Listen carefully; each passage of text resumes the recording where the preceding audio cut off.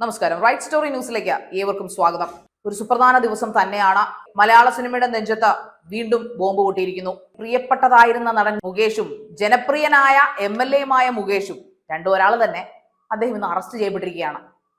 എന്താ അല്ലേ? ജനപ്രതിനിധി കൂടിയായി ജനങ്ങൾ കഷ്ടപ്പെട്ട് തിരഞ്ഞെടുക്കുകയും അതോടൊപ്പം തന്നെ വർഷങ്ങളായി സിനിമയിൽ അഭിനയിച്ച് ഒരു കോമഡി ഹീറോയും കൊമേഡിയനായിട്ടുള്ള ഹീറോ, എല്ലാവരും ആഗ്രഹിക്കുന്ന അയലത്തെ പയ്യൻ, എന്താണെന്ന് അദ്ദേഹത്തെ കുറിച്ചുള്ള ഓരോരോ വാചക കസർത്തുകൾ മുകേഷ്.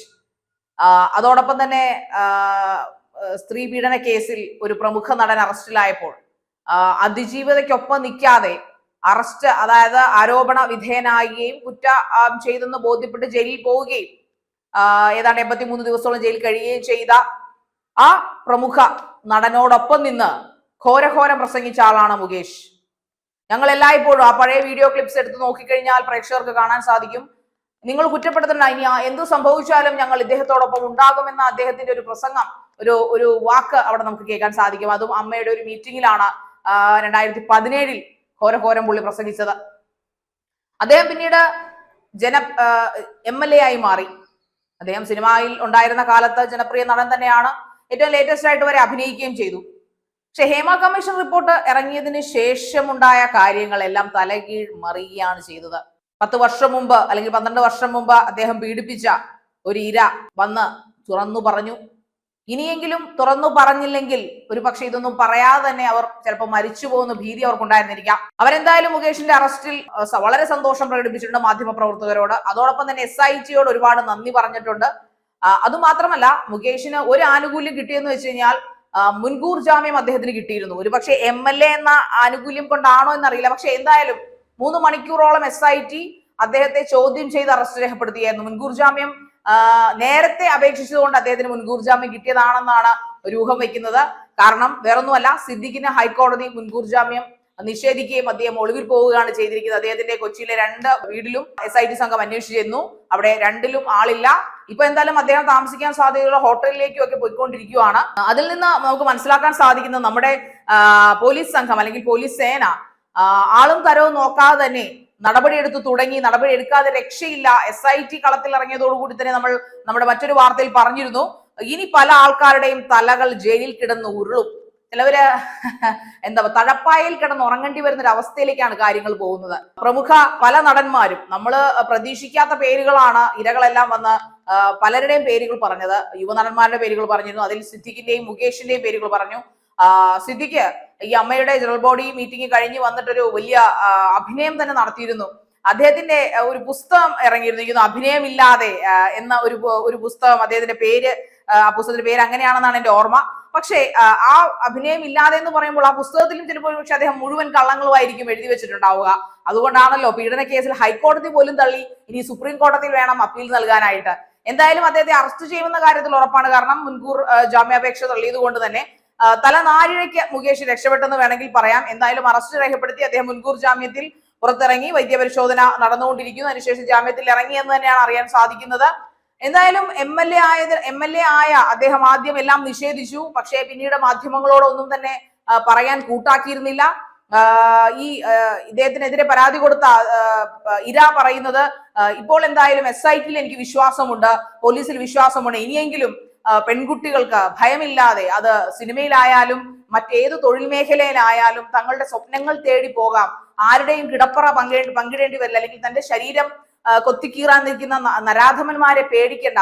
കാരണം ഇനി ഈ ഫീൽഡിലുള്ള, അല്ലെങ്കിൽ ഈ സിനിമയിലായാലും മറ്റേത് പ്രൊഫഷനിലായാലും ഇനി ഈ കണ്ണുകൾ കൊണ്ട് അല്ലെങ്കിൽ ഈ കൈകൾ ആ സ്ത്രീയിലേക്ക് അല്ലെങ്കിൽ സ്ത്രീകളിലേക്ക് നീളുമ്പോൾ ഒന്ന് ഭയക്കും. MLA ആയിരുന്ന മുകേഷിന് ഇങ്ങനെയുള്ള ശിക്ഷ കിട്ടാമെങ്കിൽ, അല്ലെങ്കിൽ നടനായിരുന്ന അമ്മയുടെ മുൻ ജനറൽ സെക്രട്ടറി ആയിരുന്ന സിദ്ദിഖിനെ ഇങ്ങനെ നെട്ടോട്ടം ഓടിപ്പിക്കാമെങ്കിൽ ഉറപ്പായിട്ടും ഇനി ഒരുത്തൻ, അല്ലെങ്കിൽ ഇനി ഒരു നായക സ്ഥാനത്തിരിക്കുന്ന ഒരാൾ, അല്ലെങ്കിൽ ഒരു പ്രാധാന്യമുള്ള സ്ഥാനത്തിരിക്കുന്ന ഒരു വ്യക്തിക്ക് ഒരു സ്ത്രീയോട് ഇങ്ങനെ കാണിക്കാൻ ഒരല്പം ഭയം തോന്നും. കാരണം നമ്മളെല്ലാവരും ആരാധനയോടെ കാത്തിരുന്ന പല മുഖങ്ങളും ഒരു നിമിഷം കൊണ്ട്, ഒരു നിമിഷാർദ്ധം കൊണ്ട്, അല്ലെങ്കിൽ ഒരു ദിവസം കൊണ്ട് വെറുക്കപ്പെട്ടവരായി മാറിയിരിക്കുകയാണ്. കാരണം സിദ്ദിഖിനും മുകേഷിനും എതിരെയുള്ള തെളിവുകൾ അത് സംസാരിക്കുന്നു എന്നുള്ളതാണ്. മുകേഷിന് പറഞ്ഞ കാര്യങ്ങൾ, അല്ലെങ്കിൽ മുകേഷിനെതിരെ ഈ ഇര ഉന്നയിച്ചു. അന്ന് ഈ പാവപ്പെട്ട ഇരകളെ, അതായത് ജൂനിയർ ആർട്ടിസ്റ്റുകൾ എന്ന് പറഞ്ഞ പല ആൾക്കാരും അവരെ പുച്ഛിക്കുകയുണ്ടായി. മുൻനിര നടിമാരൊന്നും ഒരു ആരോപണങ്ങളും പറഞ്ഞിട്ടില്ല. ജൂനിയർ ആർട്ടിസ്റ്റുകൾ മാത്രമാണ്, അതും വർഷങ്ങൾക്കിപ്പുറം ഇവരെ കുറിച്ച് ആരോപണങ്ങൾ ഉന്നയിക്കുന്നതെന്ന് ഇവർ പറയുകയുണ്ടായി. പക്ഷെ അങ്ങനെ ആരോപണങ്ങൾ ഉന്നയിക്കുമ്പോഴും തെളിവുകൾ ഇവർ പറഞ്ഞ എല്ലാ കാര്യങ്ങൾക്കൊപ്പം നിന്നു എന്നുള്ളതാണ് സത്യം. എല്ലാ കാലവും പറയുന്ന പോലെ ഗർഭവും സത്യവും ഒരു കാലത്ത് പുറത്തറിയുക തന്നെ ചെയ്യും. അതിന് ഏറ്റവും നല്ല ഉദാഹരണങ്ങളാണ് ജൂനിയർ ആർട്ടിസ്റ്റുകൾ എന്ന് പറഞ്ഞ് പുച്ഛിച്ച ആ പാവപ്പെട്ട ഇരകൾ 12 വർഷങ്ങൾക്കും 10 വർഷത്തിനും 5 വർഷത്തിനും ഇപ്പുറം വന്ന് അവർക്കൊരു അവസരം കിട്ടിയപ്പോൾ അവർ സ്വമേധയാ വന്നാണ് ഇതെല്ലാം പോലീസിന് മുമ്പാകെ അല്ലെങ്കിൽ ജനങ്ങൾക്ക് മുൻപാകെ മാധ്യമങ്ങൾക്ക് മുൻപാകെ തുറന്നു പറഞ്ഞു. ആ മാധ്യമങ്ങളെ എത്ര പേർ കുറ്റപ്പെടുത്തി. പല ചർച്ചകളിലും പല മീറ്റിങ്ങുകളിലും മാധ്യമങ്ങൾ ഇത് വളച്ചൊടിച്ചു. മാധ്യമങ്ങൾക്കാണ് കുറെ കൂടെ പ്രശ്നം, ഇരകളെക്കാൾ പ്രശ്നം മാധ്യമങ്ങൾക്കാണ് എന്ന രീതിയിൽ വരെ പല ആർട്ടിസ്റ്റുകളും പറയുകയുണ്ടായി. പക്ഷേ സോഷ്യൽ മീഡിയയും ഇല്ലായിരുന്നെങ്കിൽ, തീർച്ചയായിട്ടും സോഷ്യൽ മീഡിയ എന്ന് തന്നെ പറയേണ്ടി വരും. കാരണം സോഷ്യൽ മീഡിയ എന്ന് പറഞ്ഞ ആ ഒരു പ്രസ്ഥാനം ഇല്ലായിരുന്നെങ്കിൽ ഒരു പക്ഷേ ഇരകളെ ആര് കേൾക്കാനാണ്? അവരെ ഈ പറയുന്ന പോലെ 2012കളിലും 2015കളിലും അല്ലെങ്കിൽ 2010കളിലും ഇങ്ങനെ സോഷ്യൽ മീഡിയ വ്യാപകമായി ഇല്ലായിരുന്നത് കൊണ്ട് തന്നെയാണ് വർഷങ്ങളോളം ഈ ഇരകൾ, ഈ സിനിമാ നടന്മാരെ കൊണ്ട്, അല്ലെങ്കിൽ നമ്മൾ പ്രമുഖരെന്ന് വിളിച്ചിരുന്നാൽ, നമ്മൾക്ക് ടിവിയിലാണെങ്കിലും മുകേഷിന്റെ ഒരു പടമുണ്ടെങ്കിൽ നമ്മൾ ഫാമിലിയോടെ ഇരുന്ന് കാണും, സിദ്ദിഖിന്റെ ഒരു പടമുണ്ടെങ്കിൽ നമ്മൾ ഫാമിലിയോടെ ഇരുന്ന് കാണും. അങ്ങനെ പറയപ്പെടാത്ത, ഇപ്പോഴും അറസ്റ്റ് രേഖപ്പെടുത്താത്ത ആരോപിതന്മാരായ പലരുടെയും പടങ്ങൾ കാണുമ്പോൾ നമ്മൾ കുട്ടികളും കുഞ്ഞുകുട്ടി പരാധീനങ്ങളുമായിട്ടിരുന്ന ആ പടം കാണും, എല്ലാ ജോലികളും മാറ്റിവെച്ചുകൊണ്ട്.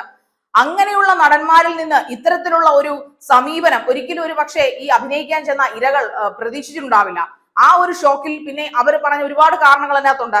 അവരുടെ വയറ്റിപ്പിഴപ്പിന് വേണ്ടിയിട്ട്, അവരുടെ കുടുംബം ഇനി അറിഞ്ഞാൽ, അവർ വിവാഹിതയായിരുന്നു അല്ലെങ്കിൽ കുട്ടികളുടെ അമ്മയായിരുന്നു, എന്റെ കുഞ്ഞുങ്ങളുടെ ഭാവി, എന്റെ ഭർത്താവിന്റെ ഭാവി എന്നോർത്ത് ആ സ്ത്രീയും ഏതൊരു പാവപ്പെട്ട സാധാരണ വീട്ടമ്മയെ പോലെ ചിന്തിച്ചു പോയത് കൊണ്ട് അവർ അടിച്ചമർത്തപ്പെട്ട് ഇത്രയും കാലം കഴിഞ്ഞു. എന്നാൽ ഹേമ കമ്മിറ്റി റിപ്പോർട്ട് എന്ന് പറഞ്ഞ ഒരു ദേവത, അവരെ അങ്ങനെ തന്നെ നമുക്ക് വിളിക്കേണ്ടി വരും, ഒരു ദേവതയായിരുന്നു. മലയാള സിനിമയുടെ തലവര മാറ്റാൻ, മലയാള സിനിമയെ ശുദ്ധീകരിക്കാൻ ഇറങ്ങിയ ദേവതയ്ക്ക് എല്ലാവിധ നമസ്കാരങ്ങളും പറഞ്ഞുകൊണ്ട് ഞാനിത് ഇവിടെ അവസാനിപ്പിക്കുകയാണ്. അങ്ങനൊരു ദേവത ജനിച്ചില്ലായിരുന്നുവെങ്കിൽ, അങ്ങനൊരു ദേവതയ്ക്ക് കാരണഭൂതനായ WCCക്ക് നമാവോകാം. അതിന് കാരണക്കാരിയായ നമ്മുടെ 2017 നമ്മുടെ സൂപ്പർ അതിജീവിതയ്ക്ക് ഒരു പ്രണാമം, ഒരു വലിയ നമസ്കാരം. വേറൊന്നുമല്ല, അവരെയൊന്നും വിചാരിച്ചില്ലായിരുന്നെങ്കിൽ, ഒരിക്കലും ഇങ്ങനൊരു അവരുടെ സമ്മർദ്ദമില്ലായിരുന്നെങ്കിൽ ഒരിക്കലും ഇങ്ങനൊരു കമ്മിറ്റി അല്ലെങ്കിൽ ഒരു കമ്മീഷൻ രൂപവൽക്കരിക്കുമായിരുന്നില്ല. അതോടൊപ്പം ഒരുപാട് പ്രശ്നങ്ങൾ അതിജീവിച്ചുകൊണ്ട്, ഒരുപാട് സമ്മർദ്ദങ്ങൾ അതിജീവിച്ചുകൊണ്ട് ഹേമ കമ്മിറ്റി റിപ്പോർട്ട് 40 പേജുകൾ പൂർത്തിയെങ്കിലും ബാക്കി പുറത്തു വരികയുണ്ടായി. അതിന്റെ പേരിലാണ്, ആ ഒരൊറ്റ ധൈര്യത്തിലാണ്, ആ ഒരു കച്ചിത്തുരുമ്പിലാണ് ഈ ഇരകൾ പിടിച്ച് നിന്നത്. ആ ഒരു കച്ചിത്തുരുമ്പിൽ പിടിച്ചുകൊണ്ടാണ് ഇരകൾ രണ്ടും കൽപ്പിച്ച് തങ്ങൾക്കുണ്ടായ ക്രൂരപീഡനങ്ങളെ കുറിച്ചും ദുരനുഭവങ്ങളെ കുറിച്ചും മീഡിയസിന്റെ മുമ്പിൽ, പ്രത്യേകിച്ച് സോഷ്യൽ മീഡിയയുടെ മുമ്പിൽ വന്ന് പറഞ്ഞത്. അല്ലെങ്കിൽ നിങ്ങളൊന്ന് ചിന്തിക്കുക, ഇവരെ പോലുള്ള പാവപ്പെട്ട ജൂനിയർ ആർട്ടിസ്റ്റുകളെ അഭിമുഖം എടുക്കാനും ഇന്റർവ്യൂ എടുക്കാനും നമ്മുടെ മുഖ്യധാരാ മാധ്യമങ്ങൾ ചെല്ലുമായിരുന്നോ? സംശയമാണ്.